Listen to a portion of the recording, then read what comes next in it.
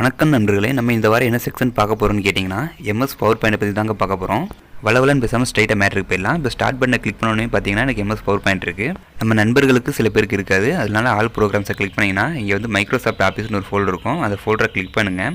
அதுக்குள்ளே பார்த்தீங்கன்னா MS power point இருக்கும். இதை கிளிக் பண்ணி இங்கே ஓப்பன் பண்ணிக்கலாம். இது இல்லாமல் வேறு மெத்தட் இருக்காடா அப்படின்னு நீங்கள் கேட்டிங்கன்னா இந்த இடத்துல வந்து பவர் பாயிண்ட் டைப் பண்ணி நம்ம சர்ச் பண்ணி எடுத்துக்கலாம். பவர் பாயிண்ட் டைப் பண்ணாலே போதும், மேலே வந்து சர்ச் ஆகி வந்துடும். அதை நம்ம கிளிக் பண்ணி ஓப்பன் பண்ணிக்கலாம். இது இல்லாமல் இன்னொரு மெத்தட் இருக்குங்க, அது எப்படின்னு பார்ப்போம். நீங்கள் அப்படியே உங்கள் கீபோர்டில் வின்கி பட்டன் அழுத்திக்கிட்டே ஆர்கி அழுத்துனீங்கன்னா ரன் கமாண்ட் பாக்ஸ் ஓப்பன் ஆகும். இதில் வந்து பவர் பாயிண்ட் அடிக்காமல் பவர் பிஎன்டின்னு அடித்தா மட்டும் போதும், பவர் பாயிண்ட் அடித்தா வராது. இப்போ நான் பவர் பிஎன்டின்னு அடிக்கிறேன். அடிச்சுட்டு ஓகே கொடுங்க. கொடுத்தீங்கன்னா உங்களுக்கு எம்எஸ் பவர் பாயிண்ட் ஓப்பன் ஆயிரும். இதை நான் க்ளோஸ் பண்ணிட்டு இப்போ உங்களுக்கு பவர் பாயிண்ட்டுன்னு அடித்து காட்டுறேன் பாருங்கள், என்ன வருதுன்னு பாருங்கள். இப்போது இந்த பிஎன்டி அழிக்கிறேன். அழிச்சிட்டு பாயிண்ட்டுன்னு டைப் பண்ணுறேன். நிறைய பேர் இங்கே தப்பு பண்ணிடுவாங்க, பவர் பாயிண்ட் அடிச்சுட்டு வரமாட்டேங்குதுன்னு நினச்சி சொல்லுவாங்க.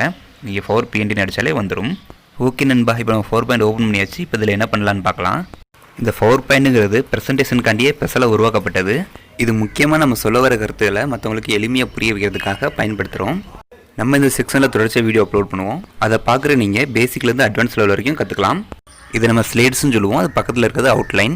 நம்மளுக்கு புதுசாக ஒரு ஸ்லைடு தேவைப்பட்டால் இந்த ஸ்லைடு ஐக்கான் இருக்குது பார்த்தீங்களா, அதை கிளிக் பண்ணோனையும் நம்மளுக்கு ஒரு ஸ்லைடு கிரியேட் ஆயிரும். இந்த ஸ்லைட்லேயே வேறு ஃபார்மேட்டில் வேணும்னா அது கீழே நியூ ஸ்லைன் இருக்குது, அதை கிளிக் பண்ணுங்கள். இதில் வந்து ஒரு 9 வகையான ஃபார்மேட்டில் இந்த ஸ்லைட்ஸ் கொடுத்துருக்காங்க.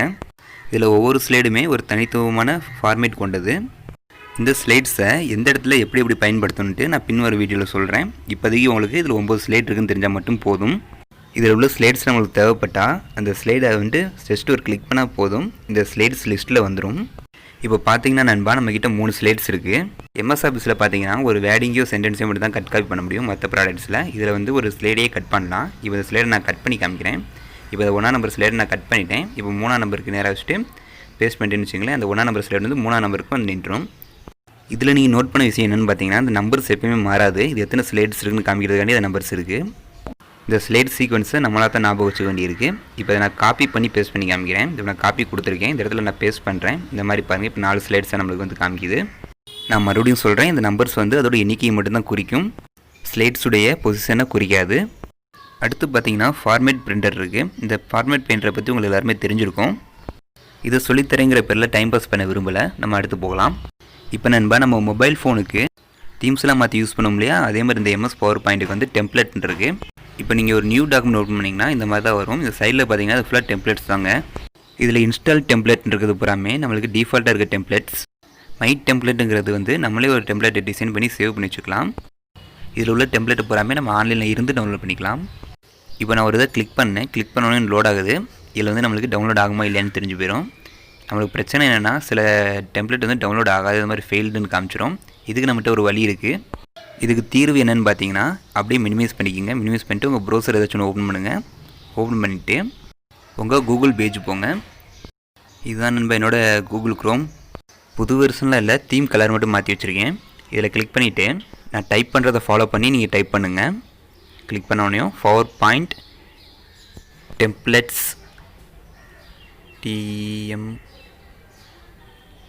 டெம்ப்ளேட்ஸ் ஃபார், நான் 2007 யூஸ் பண்ணுறேன். நீங்கள் என்ன வெர்ஷன் யூஸ் பண்ணுறீங்களோ அந்த வெர்ஷனை போட்டுக்கோங்க. இதில் நான் 2007 டைப் பண்ணிக்கிறேன். இது நம்ம எம்எஸ் ஆஃபீஸோட வெர்ஷன் நண்பா. அவ்வளோதான் நண்பா, முடிஞ்சிருச்சு. அப்படியே என்ட்ரு மட்டும் ப்ரெஸ் பண்ணுங்கள். இப்போ லோட் ஆகிட்டு கூகுளோட பேஜில் பெரிய லிஸ்ட் ஒன்று வரும். இது வந்துடுச்சு பார்த்தீங்களா. இதில் வந்து முதல் link free 4 point templates design இருக்குது பார்த்தீங்களா, கிளிக் பண்ணிடுங்க. டெம்ப்ளேட்லாம் காசுலாம் எதுவும் கேட்காது, ஃப்ரீயாகவே டவுன்லோட் பண்ணிக்கலாம். அப்படி எதுவும் காசு கேட்டுச்சுன்னா திரும்பி பார்க்காம ஓடி வந்துடுங்க. இப்போ இந்த வெப்சைட்டோட இன்டர்ஃபேஸ் இப்படி தான் இருக்குது. உள்ளே வந்துட்டோம். இதில் பார்த்தீங்கன்னா நிறைய டைப்பான டெம்ப்ளேட்ஸ் நம்மளுக்கு கொடுத்துருக்காங்க. நம்ம துறை சார்ந்த டெம்ப்ளேட்டே இதிலேருந்து எடுத்துக்கலாம் போல இருக்குது. இதில் பாருங்கள் நிறையா மாடல்ஸ் இருக்குது. இதில் நம்மளுக்கு பிடிச்ச டெம்ப்ளேட் டவுன்லோட் பண்ணிக்கலாம். இந்த டெம்ப்ளேட்டை டவுன்லோட் பண்ணுறதுக்கு எதுவும் சிக்கல் இருந்தால் கமெண்ட் பாக்ஸில் சொல்லுங்கள். உங்களுக்கு பிடிச்ச டெம்ப்ளேட்டை நானே டவுன்லோட் பண்ணி தந்துடுறேன். இப்போது இதை எப்படி டவுன்லோட் பண்ணுறதுன்னு பார்க்கலாம். இதை டெம்ப்ளேட் நல்லா இருக்க மாதிரி இருக்குது. நான் கிளிக் பண்ணுறேன். கிளிக் பண்ணோடனே லோட் ஆகுது. லோட் ஆகி அடுத்த பேஜ் டெம்ப்ளேட் டவுன்லோட் பேஜ் போகும். இந்த பேஜ் கொஞ்சம் லோட் ஆகிட்டு இருக்கு. இப்போ டெம்ப்ளேட் பேஜ் வந்துடுச்சு.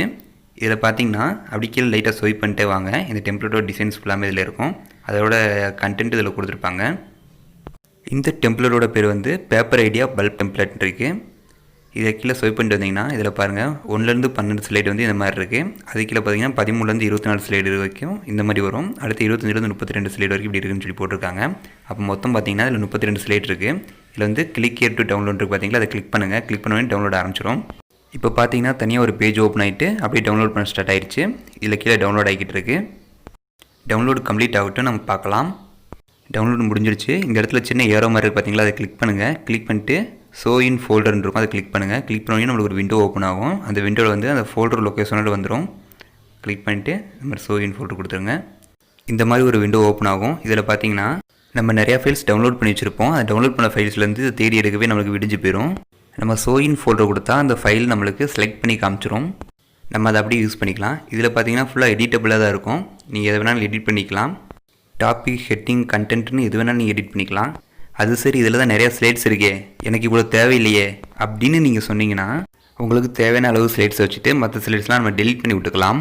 இதில் ஒவ்வொன்றாவும் நம்ம டெலிட் பண்ணிக்கலாம், இல்லாட்டி மார்க் பண்ணி நம்ம டெலிட் பண்ணிக்கலாம். அது எப்படி மார்க் பண்ணுறது, நம்ம ரேண்டமாக மார்க் பண்ணால் என்ன பண்ணுறதுன்னு நீங்கள் கேட்டிங்கன்னா அதுக்கு ஒரு வழி இருக்குது. ஃபர்ஸ்ட் ஆஃப் ஆல் உங்களுக்கு பிடிக்காத ஸ்லைட் எதுன்னு பார்த்துக்கோங்க. அப்படி உங்களுக்கு பிடிக்காத ஸ்லைடை கண்ட்ரோலை ப்ரெஸ் பண்ணிக்கிட்டு கிளிக் பண்ணுங்கள். நீங்கள் கிளிக் பண்ணுற இடம் ரேண்டமாக கூட இருக்கலாம், ஆனால் கண்ட்ரோல் கை எடுத்துடக்கூடாது. அப்படி கண்ட்ரோலை ப்ரெஸ் பண்ணிட்டு நீங்கள் கிளிக் பண்ணணும். இப்போ நான் கிளிக் பண்ணுறேன் பாருங்கள். இந்த மாதிரி நம்ம ரேண்டமாக செலக்ட் பண்ணிக்கலாம். செலக்ட் பண்ணுறது ஆரஞ்சு கலரில் நம்மளுக்கு இண்டிகேட் பண்ணி காமிக்கும். அப்படியே நீங்கள் டெலிட் கீயை ப்ரெஸ் பண்ணால் டெலிட் ஆயிரும். அதே இது உங்களுக்கு திருப்பி வேணுன்னா கண்ட்ரோல் ஜெட் கொடுத்து அன்டூ பண்ணிக்கலாம். அவ்வளோதான் நண்பா. பேலன்ஸ் நெக்ஸ்ட் கிளாஸில் பார்க்கலாம். நீங்கள் பார்த்துருக்கிறது everything learning today YouTube channel. என் பேர் வாசிம். தேங்க்யூ ஃபார் வாட்சிங்.